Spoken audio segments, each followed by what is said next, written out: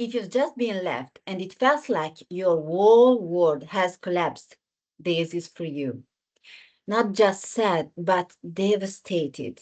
Crying randomly during the day, waking up with that punch in your stomach, checking your phone before you're even fully awake.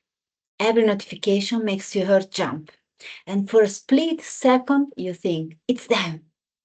And when it's not, your chest drops again. You keep thinking, how can this be real? How did we go from everything to nothing? Because in your head, they weren't just a partner.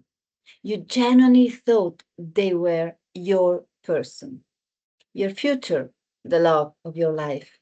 You can't picture your life without them in it. And that's what makes this feel unbearable. You're checking their last scene, you know when they were online, you've read the breakup message so many times you could quote it. You replay the final conversation in your head, their exact words, their tone, the moment you realized it was actually ending. And you're stuck on one thought. How are they okay? Because they look fine. They're functioning. They're posting. They're not reaching out. And you're here feeling like your nervous system is completely dysregulated. Tight chest, no appetite, restless but exhausted. Your brain looping the same thoughts for hours. Yeah. And let's say the honest part. It's not just that you miss them, it's that you feel like you've lost everything. The future you imagine, the plans, the version of your life that had them in it. It feels like someone ripped the storyline away, and now you're standing in the middle of something unfinished. That's why you keep wanting one more conversation. Not to beg, but to understand, to make it make sense. Because right now, the lack of connection feels intolerable. If they lean avoidant, this hurts even more because while you're spiraling, they seem relieved, calmer, detached, and that feels brutal. You think, if I meant to them what they meant to me, how can they act like this? But here's the reality. You process loss by feeling everything immediately. They often process it by distancing first.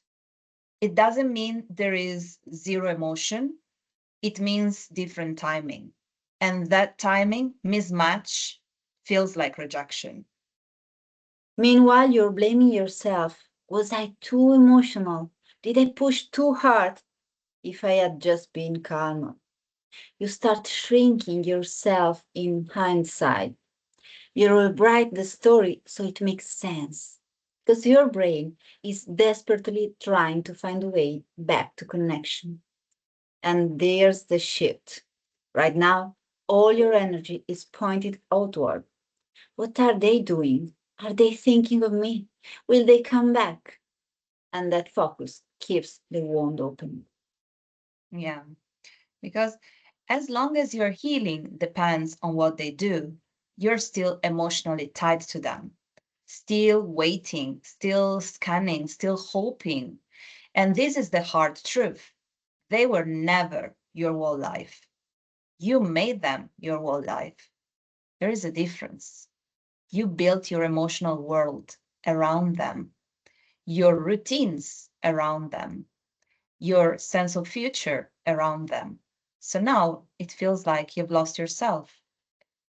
But maybe this moment, as painful as it is exposing something important. Exactly. This isn't just heartbreak, it's an identity reset. It's the moment you realize I centered my entire emotional stability on one person. And that's not love, that's dependence. And dependence always creates fear. So instead of asking, how do I get them back? The more powerful question becomes, why did I build my entire worth around one person?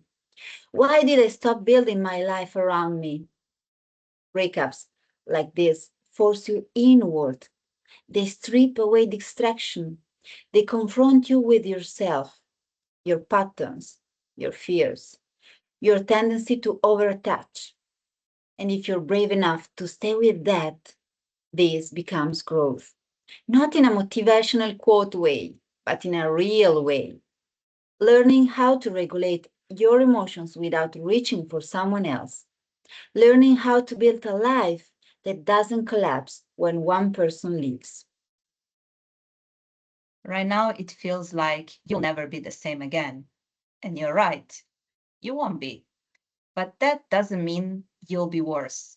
It means you'll be more aware, more grounded, less willing to lose yourself inside someone.